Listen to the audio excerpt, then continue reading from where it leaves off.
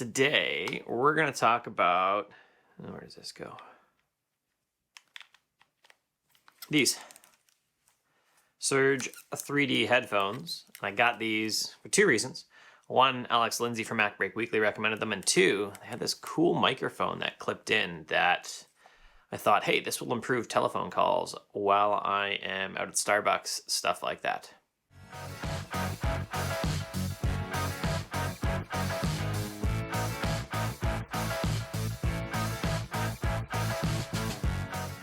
So you can get these, or you could get these on Indiegogo. That's when I saw them, and they were a typical Indiegogo campaign. They were behind on shipping. People were all pissed about it, and I just, kept keeping track of it. And I got them, and they're a set of headphones, like they said. Now, pairing these is reasonably easy. Like many headphones, you turn them on, and then they go to pair because they have nothing paired. And if you want to pair them a second time, you hold the on button to like a little further than on position, and it goes into pairing again. Now, I actually have no idea how many devices these will pair to because I paired my devices and maybe it'll pair tomorrow, but I don't know because here's one of our issues. There's no freaking manual. There's a pretty box, which I don't keep the boxes. I don't do unboxing stuff. It's a box, people. It looks nice. That's great. But there is no manual. I couldn't find a manual online. I couldn't find any instructions with the Indiegogo campaign or anything like that. So it pairs to 2-3 devices. I don't know if it pairs to many more than that. I think I have 3 now. Maybe I only have 2. Yeah, it pairs to 2 devices. That's great. And I have no idea what it does past that for devices. Now, one of the issues with Bluetooth pairing on these is that sure, it's going to pair to 2 devices, but say if I wanted to listen to something while I walked over to get coffee and I have my iPad behind me, but I'm going to take my phone with me, the thing is, as soon as I get out of connection range of my iPad, it just drops off. Even if my phone's playing, if it's connected to my phone and it knows it's playing, I have no audio over my phone. My phone still thinks it's connected because the device is connected, but I have no audio. So what I have to do, you have to turn it off and turn it back on again. Right? Insert the IT crowd here. Hello, IT? Have you tried turning it off and on again? Hello, IT? Have you tried turning it off and on again? Hello, IT? Something's wrong with my computer. Have you tried turning it off and on again? No. Oh dear, thanks. Then once you've turned it off and turned it back on again, gone through pairing, and if you're driving, like you got to pull over in Canada to do that, and you should pull over, safety first, then I can play my audio again.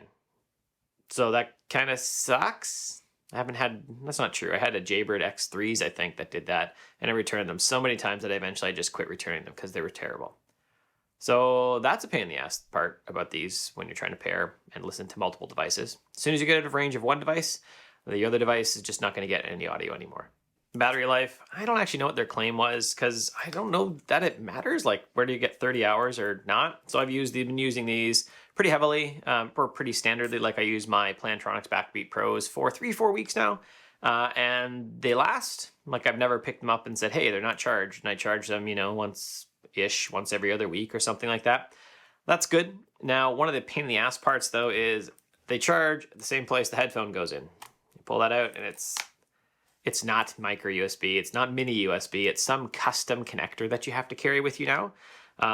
So good on them for, getting the mic uses the same connector, but terrible on them because I got to carry another stupid cable now. No, it should be USB-C. That's what it really should be. It should be USB-C. I guess I'd go for micro or mini because, that's sort of a stupid old standard. But realistically, it should be USB-C.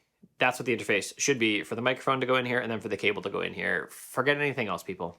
USB-C. So now getting to the reason that I bought these, the microphone. So I've run a bunch of tests on this and it's okay. That's it. It's not any better than my Plantronics Backbeat Pros, which are just a set of headphones. They don't have a custom mic that comes forward. It's okay. That's it. And in fact, Ferrite, and this might be a Bluetooth issue in iPadOS as I've looked into it, but Ferrite doesn't recognize them over Bluetooth as a sound source. If I plug it in via the USB-C to 3.5 millimeter jack, then it does notice them as a sound source, and that's great. And then it's okay. That's it. It's only ever okay. It's never spectacular. It's just okay. Yeah. In fact, when I did a set of Zoom calls with a friend of mine, we switched a bunch of headphones. A bunch of headphones. Although we couldn't get my Powerbeat Pros to connect to the iPad at that point, so I don't know about that. And I walked over to my garage and like talked to her through the garage, and she said that the clearest sounding headphone mic was the Plantronics Backbeat Pro, and this one was like muffly. So, that kind of cuts the purpose of the mic, doesn't it? Now, some sound tests. I'm going to give you some quick sound tests from different spots, and the sound test announces where it is, just so you can hear what it all sounds like. This is a test of the Surge 3D, standing about 10 feet away from my iPad, facing into another room, just to test how the microphone audio works. And this is a test of the Backbeat Pro, standing about 10 feet away from my iPad, facing into another room, and checking how the mic works for audio. This is the Surge 3D in Starbucks with the headphone attached. So let's see how that goes. This is the Backbeat Pro in Starbucks. Let's see how this one goes. This is the Powerbeat Pro in Starbucks. Finally got them to connect. They were hard the first time. And this is the iPad microphone by itself in Starbucks. And no one can hear me. Audio quality on these.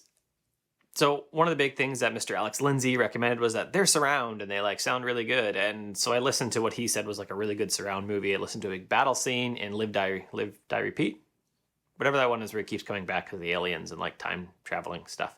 Anyway, yeah, it's surround. It's great. It sounds, you could hear it like, moving around your head and stuff. That was fine. That was good. Great. Now, what you also get with that is because it's trying to be like electronic and like has some microphones on the outside to try and hear your room and stuff like that and like position a sound around you. What you also get with this, it's just like a little bit of static in the background all the time, kind of like a little like squeaks and other stuff like that. There's always a little bit of noise coming, and that sucks. Now my Plantronics Backbeat Pro actually has the same thing when you turn on noise canceling, but you can only hear it in a quiet room like my office. I don't need noise canceling in my office. So I just turn it off, and then they sound like a normal set of headphones. These things always have that little bit of like squeaky noise bit in the background, a little bit of static, kind of a little beep beep. Like it sounds like almost like a little squeak, a beep all the time in the background, no matter what you do. They've got a 3D button on the background here that's supposed to do something with the sound quality. I have no idea. Again, no manual. I never figured out what it was supposed to do.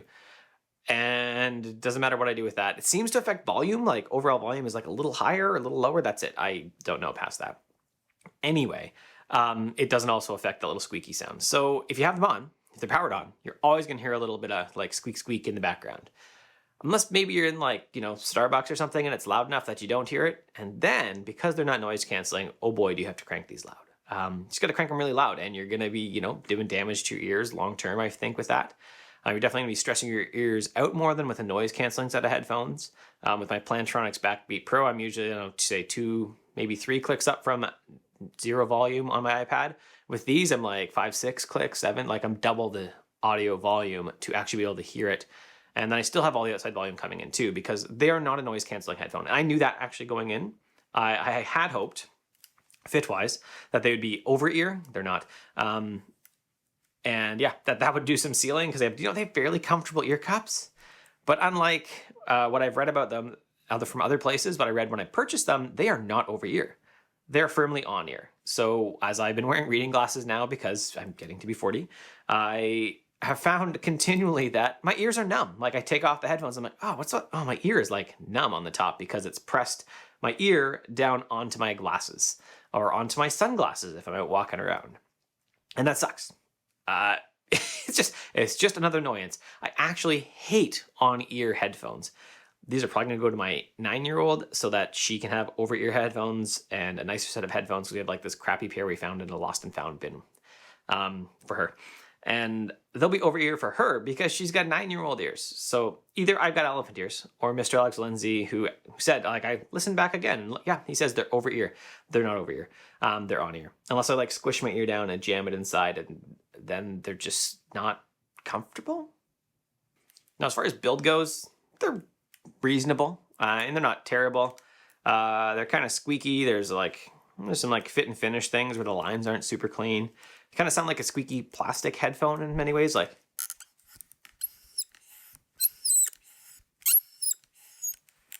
so that sucks. It's annoying. It's, my Plantronics Backbeat Pros, again, they are also like a fully plastic headphone, and they just sound like there's a little bit more thought into the manufacturing.